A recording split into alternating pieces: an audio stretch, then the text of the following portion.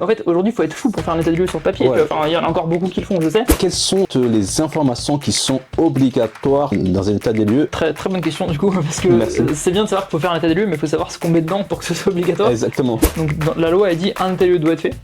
Et après, elle prévoit des cas s'il n'est pas fait. En gros. D'accord. En gros, tu as beaucoup de locataires qui vont se dire bah moi j'ai peur de me faire sucrer mon dépôt de garantie à tort et donc du coup je vais pas payer mon dernier mois de loyer.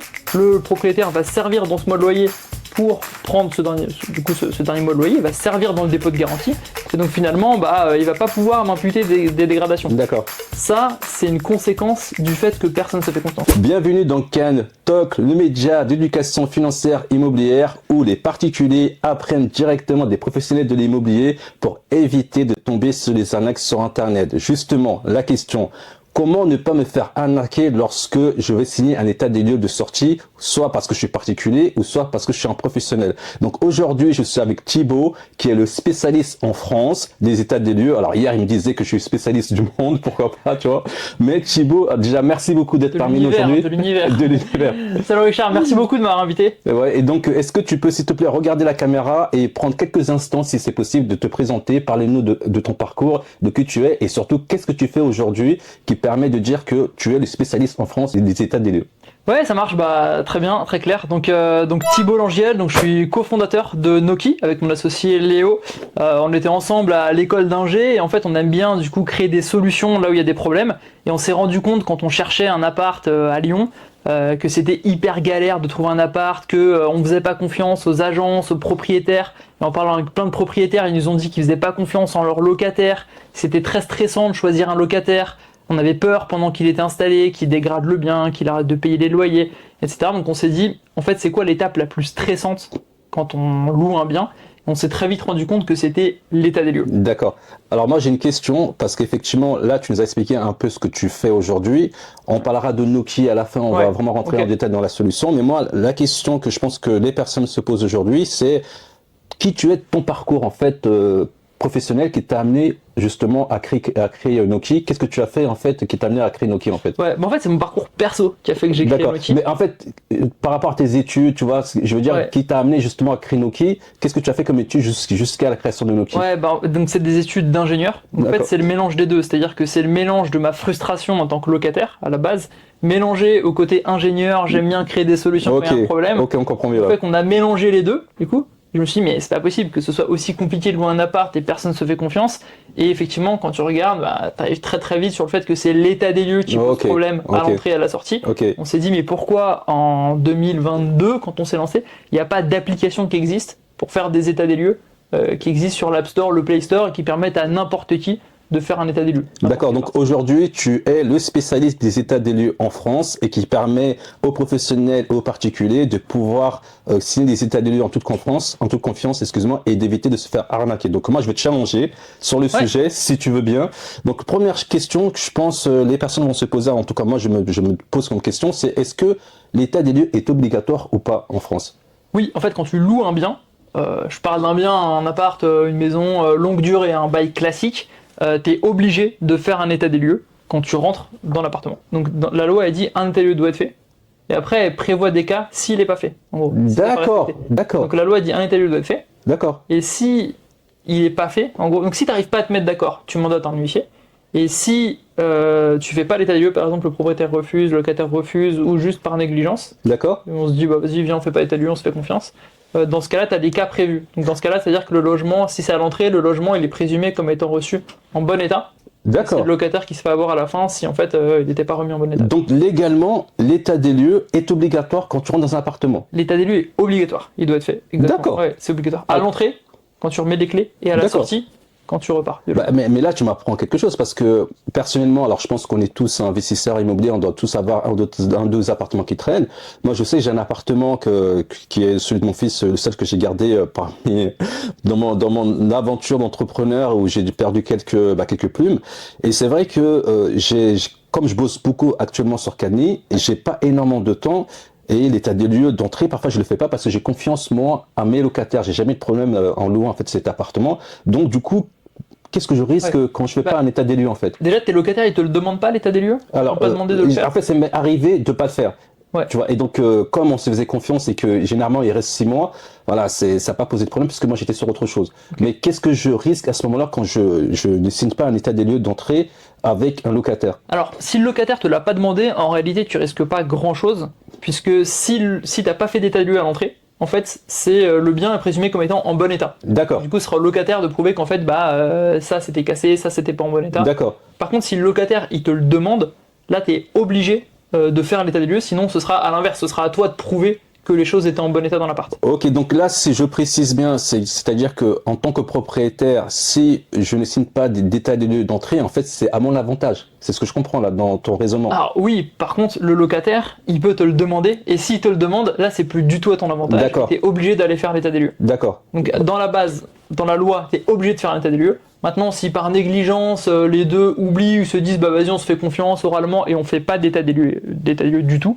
dans ce cas-là, effectivement, ce sera favorable pour l'état des lieux d'entrée au locataire, au propriétaire, pardon, ouais. puisque le locataire devra prouver que telle chose était cassée à l'entrée. Tout à fait, tout à fait. Tout est présumé comme étant en bon état s'il n'y a pas d'état des lieux. D'accord. Dans le cas de l'état des lieux de sortie, si il n'a pas été fait, Ouais. parce que le propriétaire il était occupé, Ouais. et le locataire, finalement, il a fini par partir, dans ces situations-là, qu'est-ce qui se passe exactement? En fait, tu pourras pas prouver s'il y a une dégradation, si c'est rendu D'accord. sale, en mauvais état, tu pourras pas prouver qu'il y a un problème et donc finalement facturer le locataire pour D'accord. réparer les choses qui ont été dégradées. Donc, Pour pouvoir facturer le locataire, pour faire les réparations, tu dois t'appuyer sur l'état des lieux de sortie. Et donc s'il n'y a pas d'état des lieux de sortie, tu peux rien facturer, c'est pour ta pomme. En gros. alors, juste pour reclarifier, pour faire très simple, si vous signez pas un état des lieux d'entrée entre vous et votre locataire, c'est au bénéfice en fait du propriétaire si le locataire ne demande pas de signer un état des lieux. À l'inverse, l'état des lieux de sortie, si vous ne signez pas en tant que propriétaire, c'est au bénéfice en fait du locataire qui est parti parce que c'est à vous de prouver que finalement il y a eu des dégradations qui ont été faites. C'est ça. Exactement. Et après, je suis obligé de dire que dans la loi, il faut faire un état des lieux et donc faites un état des lieux. Voilà. C'est le plus simple. Mais ce qui est important en fait de partager ici, c'est les cas de figure où parce qu'en fait on est humain. On est humain, il y a des choses qui nous arrivent parce que parfois on peut avoir un empêchement qui nous contraint, soit parce qu'on a un examen à passer, soit parce qu'il y a eu... tu vois ce que je veux dire? Donc on peut se retrouver dans une situation où on n'a pas signé l'état des lieux de sortie et l'idée c'est juste d'amener en fait une information précise et précieuse aux personnes qui nous écoutent parce qu'avec l'état des lieux, forcément parfois ça change, parfois il y a des nouvelles lois, etc. Et je pense que les personnes qui nous suivent aujourd'hui, ce qu'ils veulent c'est vraiment entendre la parole du professionnel de l'état des lieux et comprendre aujourd'hui qu'est-ce qui se fait et qu'est-ce qui existe en termes de réglementation. Bien sûr, parce qu'en fait, tu as la partie théorique, c'est-à-dire il faut faire l'état des lieux, et tu as la partie pratique qui est, en fait, tu vas passer 2 heures à faire ton état des lieux de sortie sur papier, le locataire, il a un train à prendre, il va pas t'attendre pour le signer, et donc effectivement, tu vas te retrouver dans des situations pratiques Exactement. qui sont un peu éloignées de la théorie, Exactement. où on doit tous les deux être là, ça doit être fait à l'écrit, on signe tous les deux. Dans la pratique, effectivement, ça se passe pas toujours comme ça. D'accord. Et donc, la seconde question que je pense les personnes qui nous suivent se posent aujourd'hui, c'est l'état des lieux est obligatoire. Donc, ça, tu viens de donner l'information que moi, personnellement, je ne savais pas du tout parce que j'ai jamais pris le temps, en fait, d'aller vérifier cette information. Quelles sont, en fait, les informations qui sont obligatoires à voir dans un état des lieux? Et si ces informations ne sont pas inscrites dans l'état des lieux, que ce soit l'état des lieux d'entrée ou l'état des lieux de sortie, qu'est-ce qui se passe dans ce cas-là concrètement? Ouais, très très bonne question du coup, parce que c'est bien de savoir qu'il faut faire un état des lieux, mais il faut savoir ce qu'on met dedans pour que ce soit obligatoire. Exactement. Et donc ce qu'on met dedans, donc tu dois mettre, alors tu as tout un tas d'informations, évidemment l'adresse du bien, les coordonnées du propriétaire, du locataire, du mandataire, hein, si tu mandates quelqu'un pour faire l'état des lieux, et tu dois dire si c'est un état des lieux d'entrée ou de sortie évidemment, tu dois mettre la date. Tu dois surtout donc en fait faire le tour de chaque pièce et chaque élément dans les pièces. D'accord. Tu dois ajouter par exemple pour la cuisine, le salon, l'entrée et la chambre, dire l'état des murs, des sols, du plafond, des meubles. Si c'est un logement meublé, tu dois aussi faire l'inventaire du mobilier. D'accord. Pour être sûr qu'il manque rien à la fin. Et tu dois évidemment signer, comme on disait, l'état des lieux, et tu peux l'illustrer avec des photos. C'est hyper important de prendre des photos. Alors avant de parler des photos, parce que je pense que c'est un sujet aussi qui est intéressant, mais je pense qu'il y a aussi d'après, bon, j'ai essayé de travailler un peu le sujet parce que lorsqu'on ressort un professionnel de l'immobilier, c'est bien de comprendre le monde dans lequel il évolue. Je pense qu'il y a aussi une notion qui est importante, qui est le compteur, en fait, le relevé compteur. Donc tu as deux choses en plus à mettre. Tu as le relevé des compteurs, ça c'est hyper important. Donc tu dois relever les compteurs électriques, les compteurs d'eau, tous les compteurs qui sont dans le logement. Et le relevé des clés. Tu dois dire combien de clés de porte principale, donc les clés de la porte du logement, le verrou, les badges d'accès, les clés des parties communes, du garage, etc. Tu dois indiquer combien tu en as à l'entrée. Pourquoi ? Tout simplement, si à l'entrée, tu as remis 3 clés pour la porte et qu'à la sortie, tu n'en as plus qu'une, tu dois refaire 2 clés. D'accord. Quelque chose. D'accord. Si le locataire a perdu 2 clés, c'est lui qui doit les payer. Et donc, c'est l'état des lieux de sortie qui va te permettre de dire, à l'entrée, il y avait 3 clés, à la sortie, il n'y en a plus qu'une.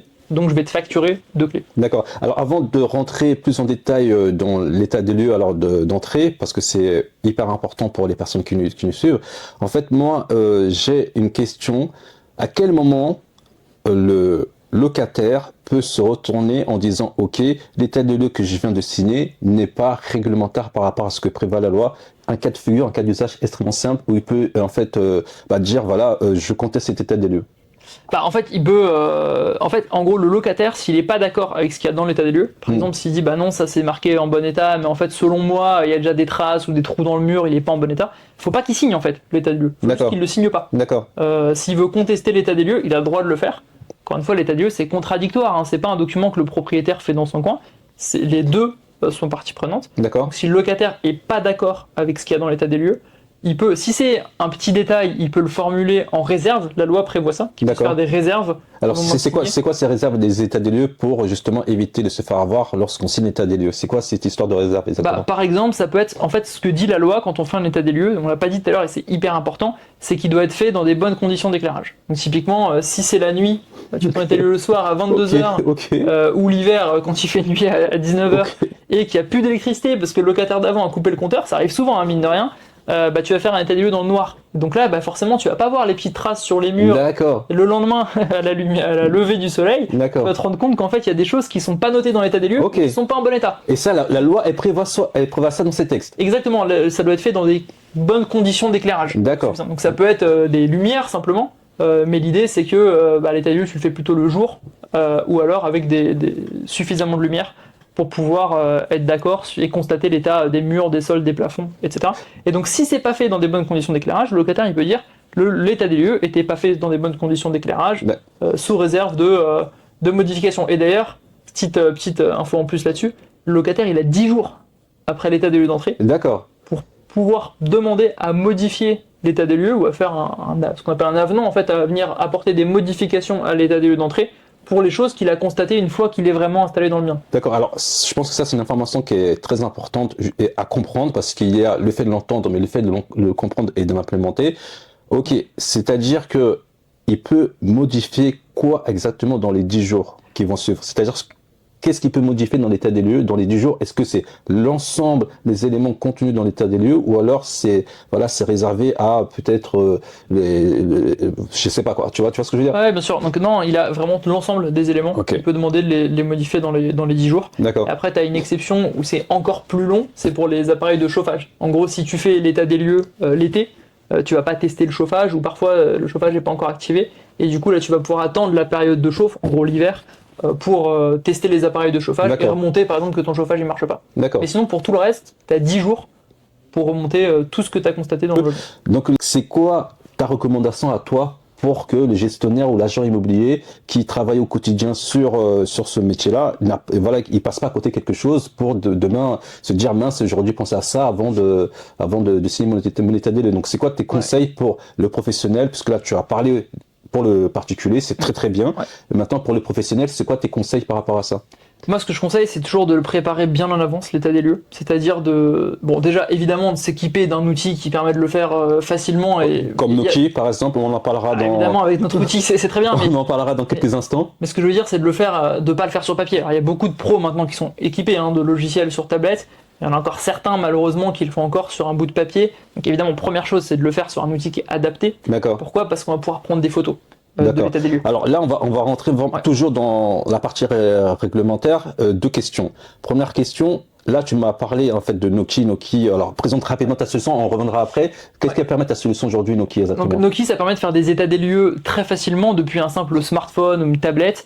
Donc faire un état des lieux complet avec toutes les informations pour qu'il soit conforme et de l'agrémenter de photos qui permettent du coup de rendre l'état des lieux illustré d'énormément de photos pour qu'il soit incontestable à la sortie. Et là, j'ai une question. Est-ce que faire l'état des lieux dématérialisé est quelque chose de légal ou pas? Est-ce que c'est encadré par la loi?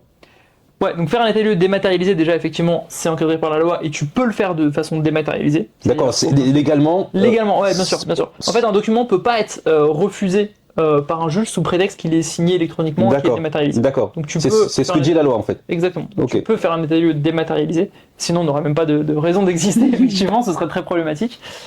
Mais en fait, ce que je trouve intéressant aujourd'hui, c'est qu'effectivement, il y a des personnes qui ont peut-être l'habitude de travailler de cette façon-là. Il y en a peut-être d'autres, pas du tout. Ouais. Et donc, ils vont peut-être se retrouver dans une situation, on va leur dire, tenez, signez de manière électronique avec mon iPad. Ouais. Mais dans leur esprit, ils vont peut-être se dire, mais est-ce que déjà c'est légal? Tu vois, Ouais, donc bien tu vois, sûr, t'as bien des gens qui finalement peut-être se sont jamais même posé la question, Bien à sûr. savoir, ok, mais est-ce que le fait de signer un état des lieux de manière dématérialisée, est-ce que c'est légal? Et je pense Bien que sûr, c'est ouais. pour ça que cette information, elle est précieuse pour les gens. Déjà Ouais, bien savoir, sûr, est-ce que ouais. c'est légal tous les jours quand je signe un état des lieux de manière dématérialisée, est-ce que légalement je suis Ouais, bien déjà sûr. dans les clous, quoi? Ouais, bien sûr. Et donc effectivement, oui, c'est le cas. En fait, il y a plusieurs, si on rentre dans le détail, il y a plusieurs niveaux de signature que la réglementation européenne, c'est la réglementation EIDAS, prévoit. Et pour tous les documents, type signer un bail, un état des lieux, un contrat de travail, c'est le même niveau de signature qui s'appelle niveau 1 en fait. Alors, ok, bah, je Signature pense que simple. là, c'est intéressant, en fait, d'expliquer, en fait, justement, cet organisme, c'est quoi exactement, c'est quoi ce niveau de signature, et c'est quoi ce niveau de réglementation par rapport à tout ça, quoi. Ouais, donc ça, donc en termes de réglementation, donc le niveau de signature électronique de type 1, de type simple, si tu veux, c'est tout ce que tu as l'habitude de signer. En gros, tu vas signer de façon électronique un contrat. Parfois, tu vas signer directement sur le téléphone ou sur la tablette. Par exemple, quand le facteur te remet un colis chez Ok, toi, ok. tu signes sur le téléphone. Ok. Pour un état des lieux, c'est pareil. Tu vas Ok. signer sur l'appareil, tout simplement. Des fois, pour le même niveau de signature, ça va être en plus, je reçois un code par mail ou un code par SMS Mhm. pour apporter une. Comme ouais, les livraisons, les livreurs qui livrent des colis, en fait, parfois ils vous demandent en fait un code pour pouvoir vous remettre le colis. Exactement, ça, Ok. ça permet d'apporter plus de force, disant D'accord. bah voilà, en plus de ça, je sais que c'est tel numéro qui a validé que ça a été signé. Et après, tu as deux autres niveaux de signature qui sont prévus pour des cas beaucoup plus avancés. Donc, il y a la signature avancée D'accord. qui va être, on va vérifier ton identité. Ok. Donc ok. là, c'est quand tu vas signer quelque chose et qu'on va te demander de déposer ta pièce d'identité ou de la scanner. Ok. Ça, c'est un niveau avancé. D'accord. Après, tu as le niveau qualifié qui est quasiment jamais utilisé. Moi, je l'ai utilisé en signature électronique pour acheter un investissement locatif, Ok. justement. Ok. Quand tu passes pas chez le notaire directement, mais que tu le signes à distance, là, tu passes par un procédé un peu compliqué où tu es avec quelqu'un en visio qui va te poser des questions, qui va te demander de montrer ton passeport. C'est une vraie personne en face. Et donc ça a la même valeur juridique qu'une signature papier, donc c'est hyper fort. Mais c'est très coûteux et très long, tu peux pas le faire pour un état des lieux, Ok. évidemment. Ok. Et c'est utilisé dans des cas extrêmes, par exemple acheter une maison, acheter un appart. Tu as besoin quand même d'avoir un niveau extrêmement fort de signature. En tout cas, merci beaucoup Thibaut pour ce partage. Personnellement, je ne connaissais pas du tout ce niveau de signature et de réglementation. Donc aujourd'hui, on peut raisonnablement dire que signer l'état des lieux de manière dématérialisée, c'est légal et sans aucun doute. Maintenant, j'ai une autre question, c'est les photos. Ouais. Qu'est-ce que les photos apportent dans l'état des lieux d'entrée et de sortie? Ouais, donc les photos, en fait, il y a deux types de photos. Il y a les photos qu'on va mettre dans l'état des lieux, qui vont être dans le rapport d'état des lieux. D'accord. Si Donc, tu peux ouais, justement parler. Donc je disais qu'il y a deux types de photos. Il y a les photos qu'on va mettre dans le rapport d'état des lieux. Donc ça, elle permet d'illustrer. Et la loi le prévoit, en fait. La loi prévoit qu'on peut illustrer l'état des lieux d'images. Donc ça, on va prendre en photo les murs, le sol, le plafond, ce qui permet de faire en sorte de ne pas se retrouver à la sortie en disant « Ah bah c'était marqué trou dans l'état des lieux d'entrée ». Mais en fait, moi je suis sûr qu'il y en avait 3, et le propriétaire va dire bah non, il y en avait que 1, donc les 2 autres je vais te les facturer. Bah, en fait, s'il y a des photos, ça met tout le monde d'accord. On voit qu'il y a 3 trous à l'état des lieux d'entrée ou qu'il n'y en a qu'un, au moins tout le monde est d'accord. Alors moi, excuse-moi, je vais te challenger Ouais. là-dessus parce que Ouais, tu es le spécialiste en France des états des lieux, donc tu es venu ici pour qu'on te challenge. Comment le propriétaire, ou en tout cas comment on peut faire pour justifier à quel moment ont été prises des photos? Parce que ouais. moi, je peux très bien dire, Alors là, c'est vraiment un cas de figure. L'idée, c'est vraiment d'aller au fond et de partager vraiment tous les cas de figure qu'on peut avoir pour Bien sûr, éviter ouais. vraiment de se faire arnaquer lorsqu'on signe un état des lieux. Mais je peux très bien être locataire et je me pointe avec le jour même avec des photos. Je dis voilà, voici les photos qui ont été prises le jour où je suis rentré. Comment je fais pour prouver en fait que les photos que j'ai prises, je les ai bien prises à ce moment-là en fait. Tu vois? Ouais, bah alors, si l'état des lieux il est fait sur papier, t'auras pas vraiment moyen de le faire parce que Ok. s'il fait un petit montage, tu peux pas faire grand chose. Si c'est fait de façon numérique, faut faire attention à ce que ce soit fait avec un outil qui vient sceller le document et l'horodater. Donc nous on le fait via un tiers qui s'appelle Universign d'ailleurs, qui permet d'horodater et de sceller électroniquement le document, ce qui fait qu'il peut pas y avoir de coup de crayon que le locataire va mettre. En D'accord. gros, ça veut dire quoi? C'est-à-dire que si entre l'entrée et la sortie, le locataire il passe le document dans un éditeur de PDF en ligne et qui vient dire bah ça c'était marqué comme étant en mauvais état à l'entrée, alors qu'en réalité c'était en bon état à l'entrée, bah toi tu vas avoir la preuve dans ton document PDF que c'était bien le document original qui a été produit tel jour à telle heure avec telle photo, et ça c'est recevable en justice. C'est D'accord. pour ça qu'on le fait pas nous-mêmes et qu'on le fait via un tiers qui est audité et qui est certifié EIDAS, qui est la réglementation en Alors question. là, si tu touches un point qui est hyper important, la raison pour laquelle je tenais vraiment à ce que tu sois là aujourd'hui, tu parles des états des lieux, c'est qu'effectivement, aujourd'hui, il y a une crise de confiance sur le marché. Il y a une crise de confiance des épargnants qui ont peur de se faire arnaquer, et c'est pour ça qu'on a créé ce Cam Talk, le fait de vous partager en fait le savoir des professionnels de l'immobilier pour vous permettre de, par la suite d'apprendre et d'investir en toute sécurité. Mais ce que j'ai trouvé intéressant, parce que bon, on va dire les choses honnêtement, Thibaut, on se connaît et je connais sa solution, donc je me suis vraiment penché là-dessus. Et effectivement, lorsqu'on a réfléchi avec les équipes de Cagny, on s'est dit c'était hyper intéressant et smart de vous inviter. Pourquoi? Parce que finalement, en fait, ce que tu viens d'expliquer aujourd'hui, c'est pour ramener la confiance en fait sur le marché et surtout sur l'état des lieux, parce qu'on sait que c'est très compliqué aujourd'hui. Les gens, ils ont peur. Certains locataires ont de pas vouloir payer le dernier mois. On en parlera tout à l'heure. Mais vraiment, ce que je trouve hyper intéressant pour éviter de se faire arnaquer lorsqu'on signe un état des lieux, c'est la manière dont tu ramènes la confiance en fait avec ta solution. Pourquoi? Parce qu'à partir du moment où tu sais que l'état des lieux, toutes les informations qui sont dedans ne peuvent pas être contredites parce qu'ils sont vérifiés par le tiers de confiance que tu mentionnais. Là, ça ramène en fait, ça ramène un peu de confiance en fait sur ce marché aujourd'hui qui souffre d'une crise de confiance. Et là-dessus, vraiment, c'est ta solution. Voilà, nous on l'utilise aussi avec les membres de Cagny et voilà. Je sais pas, je vends ta solution, mais tout ce qui ramène la confiance sur le marché, on sera toujours en fait dans Camtalk à les mettre en avant parce que c'est ce qu'on essaie de faire sur Camtalk. Donc justement, est-ce que tu peux partager vraiment l'habitude qu'ont certains en fait locataires lorsqu'ils ont peur de pas être remboursés en fait à la fin de leur bail? Ouais, bah tu vois, un truc très classique, c'est le locataire qui va se dire, bah donc déjà, il faut revenir d'abord, pardon. On va faire un petit tour sur le dépôt de garantie. Ouais, ok. On appelle souvent la caution à tort, mais en fait, c'est le dépôt de garantie. Ok, mais c'est quoi la différence entre le dépôt de garantie et la caution? Alors en fait, la caution, c'est autre chose, c'est le fait d'avoir un garant, qu'on appelle aussi, qui va se porter du coup caution pour toi. D'accord, Si tu arrêtes de payer le loyer, c'est lui qui va payer le loyer. d'accord, Donc ça s'appelle la caution. C'est pas un montant, c'est une personne, la caution. Qui peut être une caution physique, ou ça peut être une boîte qui se porte caution pour toi, si tu arrêtes de payer le loyer. d'accord, Ça, c'est la caution. Le dépôt de garantie, c'est une somme d'argent que tu vas verser au propriétaire au tout début, quand tu prends l'appartement, pour, si jamais tu commets des dégradations dans le bien, il va pouvoir se servir dans ce dépôt de garantie pour aller réparer ce que tu auras dégradé. d'accord. Voilà. Alors, est-ce que tu peux expliquer comment fonctionne ce dépôt de garantie? Est-ce qu'il est encaissé? De combien de mois? Comment ça se passe concrètement? Légalement, qu'est-ce que dit la loi sur ce dépôt de garantie lorsque on signe un état des lieux d'entrée? Ouais, alors très bonne question. C'est pour ça d'ailleurs qu'on l'appelle pas caution. C'est un dépôt de garantie parce qu'il est encaissé par le propriétaire. C'est-à-dire que lui, il peut l'utiliser. Si tu lui payes par chèque, il va l'encaisser le chèque. Et ensuite, parce qu'évidemment, la sortie va être des années plus tard. Et par contre, à la sortie, il a l'obligation de te le rendre. D'accord. Il doit te le rendre sous un mois s'il n'y a pas de dégradation. C'est-à-dire que tu fais l'état des lieux de sortie, il n'y a pas de dégradation. Le propriétaire doit te rendre le dépôt de garantie sous un mois. S'il y a des dégradations, il a 2 mois pour le faire. Ok, et même en bail meublé, c'est toujours un mois. Oui, alors exactement. Donc, même si c'est meublé, c'est toujours un mois s'il n'y a pas de dégradation. En revanche, ce qui change si c'est meublé ou nu, c'est que c'est à l'entrée. Le montant du dépôt de garantie va pas être le même. En gros, si c'est un logement nu, le propriétaire peut te demander maximum 1 mois de loyer sous forme de dépôt de garantie. Si c'est un logement meublé, il va pouvoir te demander 2 mois de loyer sous forme de dépôt de garantie. D'accord. Donc ça revient plus cher avec le meublé.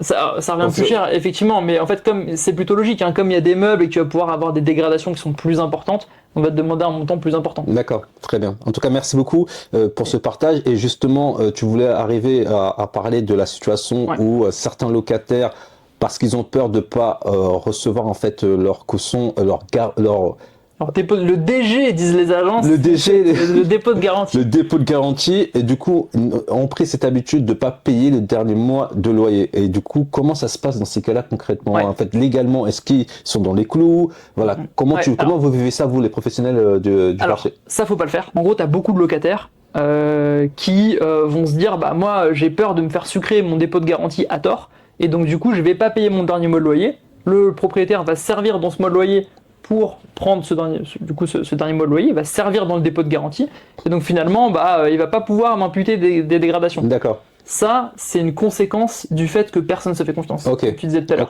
Le propriétaire pense qu'il va se faire arnaquer souvent par l'agence, si c'est une agence qui fait l'état des lieux.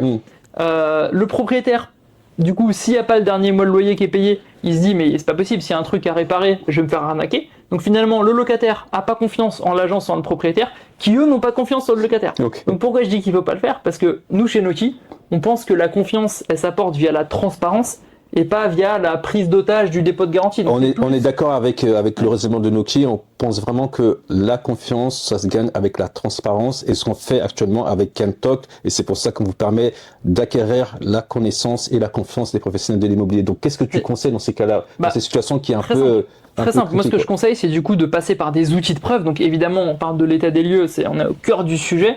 Mais pourquoi est-ce qu'on a fait un outil pour faire des états des lieux? Parce que c'est un outil de preuve qui va apporter de la transparence. À la sortie des lieux, tu as le locataire qui est ultra stressé à l'état des lieux de sortie de se faire sucrer son dépôt de garantie, et tu as le propriétaire qui est ultra stressé de savoir dans quel état il va retrouver le bien. Sauf que si tu as un état des lieux à l'entrée qui décrit très clairement dans le détail avec des photos l'état du bien, des murs, du sol, du plafond, des meubles à l'entrée, le locataire, il sait qu'à la sortie, on va pas lui facturer des choses au hasard parce qu'il aura un document d'entrée sur lequel s'appuyer. Et le propriétaire, il sait que s'il y a des choses qui sont dégradées, il va pouvoir réclamer des sommes pour réparer, puisqu'il a un état des lieux d'entrée sur lequel s'appuyer. Donc c'est pour ça que l'outil, là, on est vraiment au cœur du sujet, l'outil d'état des lieux, justement, va permettre d'être un outil de preuve qui va apporter de la transparence et qui du coup va restaurer la confiance auprès des propriétaires et des locataires. Et ce qui est aussi non négligeable à penser par rapport à cela, c'est qu'effectivement aujourd'hui, l'état des lieux papier, c'est aussi le risque de perdre son état des lieux. Non, mais en fait, aujourd'hui, il faut être fou pour faire un état des lieux sur papier. Enfin, il y en a encore beaucoup qui le font, je sais. Mais en fait, quand tu fais un état des lieux sur papier, en général, tu vas pas faire de photos. Et donc, tu vas te retrouver à avoir un document. Déjà, tu vas devoir le photocopier parce qu'il faut que chacun puisse avoir sa copie de l'état des lieux. Si tu as 2 locataires, tu as 3 exemplaires d'état des lieux, pour le proprio, 2 pour les locataires. Et donc, en général, tu vas pas y mettre des photos que tu vas les photocopier. Ou alors, tu vas avoir des photos à part de l'état des lieux, donc qui seront pas dedans, donc qui n'auront aucune valeur légale que tu vas envoyer par mail à côté. Donc, et si tu n'as pas de photos, tu es très content à la sortie d'avoir un état des lieux où c'est marqué, comme je disais tout à l'heure, mur, trou, mais tu sais pas combien il y a de trous, où ils sont, quelle taille ils ont. Donc c'est pour ça qu'il faut absolument avoir des photos dans l'état des lieux. Et être précis aussi, en fait, justement, par exemple, sur l'exemple que tu viens de présenter, quand on marque trou, il faut préciser où est-ce qu'il était le trou, le nombre de trous. Et je pense que c'est aussi le fait de comprendre comment on rédige un état des lieux qui va aussi vous permettre d'être rassuré, parce qu'effectivement, si vous rentrez dans un appartement et que vous êtes super enthousiaste et que vous bâclez votre état des lieux, forcément, plus vous allez arriver vers la sortie, plus vous allez commencer à stresser. Exactement. Parce que vous allez peut-être vous rendre compte que pendant que vous êtes dans l'appartement, il y a des choses qui étaient là que vous n'avez pas notées, donc du coup, vous allez commencer à stresser. Et donc, effectivement, c'est ce qui explique aujourd'hui la transparence de l'état des lieux et le fait qu'il soit précis et qu'il soit aussi garanti par un tiers de confiance, par des photos. C'est un élément en plus qu'on ramène nous sur le marché pour vraiment permettre au marché de retrouver une confiance, parce que c'est vraiment aujourd'hui la mission de Noki et c'est la mission de Kani, et c'est ce qu'on fait avec Kentok. Donc avant de parler un peu plus de Noki, de fonctionnement, je voudrais juste vous préciser aujourd'hui que si vous voulez avoir une formation sur l'état des lieux un peu plus poussée, vous allez revoir Thibaut dans le programme de formation Kani. C'est une plateforme d'éducation financière immobilière où vous allez pouvoir apprendre directement auprès des professionnels de l'immobilier comme Thibaut aujourd'hui sur tous les sujets qui vous intéressent, marchand de biens, construction, promotion, coworking, et pour 29,90 € par mois, on est le Netflix de l'éducation financière immobilière, c'est sans engagement, bien entendu. Donc, Et c'est hyper important, si je peux rajouter, c'est pas juste pour faire ta pub, mais c'est hyper important de se former, surtout à ce prix-là en vrai, pour pas faire les erreurs qu'on fait tous en fait quand on commence à investir. Donc il faut se former pour apprendre des erreurs des autres. Je pense que se former, oui, mais se former sur ceux qui ont l'information. C'est-à-dire que nous, le parti pris qu'on a pris avec Kani, c'est de ramener du concret sur le marché au mieux comme on peut, d'éliminer le bullshit. C'est pour ça que sur Kani, vous avez accès uniquement à la connaissance des professionnels qui vous montrent ce qu'ils font au quotidien. Donc maintenant que tu nous as parlé un petit peu d'état des lieux et qu'ils ont compris qu'ils pouvaient aller plus loin sur la plateforme de Kani, parle-nous de ta solution, comment elle fonctionne concrètement. Si je veux utiliser ta solution en tant que professionnel de l'immobilier ou particulier, comment ça fonctionne exactement, combien ça coûte, est-ce que c'est gratuit, est-ce que je peux tester gratuitement? C'est aussi bien de permettre en fait à tout le monde de tester ta solution. Ouais, donc Noki, c'est une application mobile qui fonctionne sur un simple téléphone. On peut faire un état des lieux, donc il y a juste à télécharger l'application sur son téléphone ou sa tablette sur le Play Store ou l'App Store. Tu tapes Noki, N-O-C-K-E-E, ou juste état des lieux, normalement on n'est pas trop mal classé. Et donc tu peux télécharger l'application, tu peux la tester complètement gratuitement. Ok, super. Tu peux tester toutes les fonctionnalités. Le paiement, il est demandé qu'à la fin, où tu as un état des lieux, c'est 5,99 €. Et puis tu peux acheter des packs avec des tarifs dégressifs si tu en veux plus. Mais en gros, à 5,99 €, tu peux faire un état des lieux. Super. Tu peux d'abord tout tester complètement gratuitement. Super. Et j'ai une question. Ouais. Ton application, elle est accessible à quel type de profil de personnes? Toutes les personnes, y compris celles qui n'ont jamais fait un état des lieux de leur vie. En fait, tu vas voir, c'est très simple. Quand tu ouvres l'application, on va te demander de créer un état des lieux et on va te poser plein de questions pour être sûr que tu fasses un état des lieux conforme. Donc toutes les informations légales dont on a parlé tout à l'heure, on va te demander de les renseigner dans l'application. L'adresse du bien, l'état des pièces, des éléments, les relevés de compteur et les relevés de clés. Et on va t'indiquer à chaque fois de pouvoir les... Enfin, on va t'indiquer à chaque fois, pardon, la façon d'entrer ces éléments dans l'application. Et en fait, parfois il y en a qui font pas leurs états des lieux sur une appli parce qu'ils ont peur qu'il faille un certain niveau d'expertise pour le faire. Et nous, on est venu briser ce truc-là par le fait d'apporter une simplicité extrême dans l'application. Je te donne un exemple. Quand tu veux créer un état des lieux, souvent tu te dis mais je vais devoir mettre le mur, le sol, le plafond. Si c'est du mobilier, je vais devoir faire l'inventaire, mettre les couteaux, les fourchettes, leur nombre. Et ça prend du temps à faire. À rentrer dans une application. Ce qu'aucun logiciel d'état des lieux va dire, c'est que la première fois que tu le fais, en fait, ça va être aussi long à faire que sur papier. D'accord. Sauf que nous, on est venu changer complètement ça. En fait, tu peux simplement prendre 2-3 photos d'ensemble de ta pièce et avec l'IA en 10 secondes, on vient repérer automatiquement tous les éléments qui sont dans la pièce. Donc là, on va dire un fauteuil rose, un fauteuil jaune, le sol c'est de la moquette, le mur c'est de la peinture blanche, un faux plafond, de la lumière. Automatiquement, ça rentre toutes ces informations. En une dizaine de secondes, tu prends 2-3 photos d'ensemble de la pièce, on rentre tout automatiquement. Et tu peux aussi aller dicter des choses. Tu vois, là on discute, si je te dis j'ai 15 grandes assiettes, 5 petites, 12 couteaux, 12 fourchettes, ça va te proposer avec l'IA de rentrer ces éléments automatiquement. Ça va te mettre fourchette 12, couteau 12, grandes assiettes, assiette à dessert, et ça automatiquement. Donc c'est pour ça que les personnes pensent qu'ils vont devoir rentrer dans des menus déroulants sur des applications, que ça va être compliqué. Mais en fait aujourd'hui avec l'IA c'est hyper simple. Tu prends des photos, tu dictes, et en quelques minutes tu as fait ta pièce hyper complète, tu prends des photos et tu n'auras pas de problème à la sortie au moment du dépôt de garantie. J'espère que vous avez apprécié ce Ken Talk avec Noki. Vous pouvez tester l'application Noki sur l'App Store et sur Play Store. Et nous, on se retrouve la semaine prochaine avec un nouvel invité surprise. Et c'était le Ken Talk, le média d'éducation financière immobilière qui vous permet d'apprendre directement auprès des professionnels de l'immobilier pour éviter de vous faire arnaquer sur Internet. À la semaine prochaine avec un nouvel invité. Merci de nous avoir suivis. Salut, bye bye.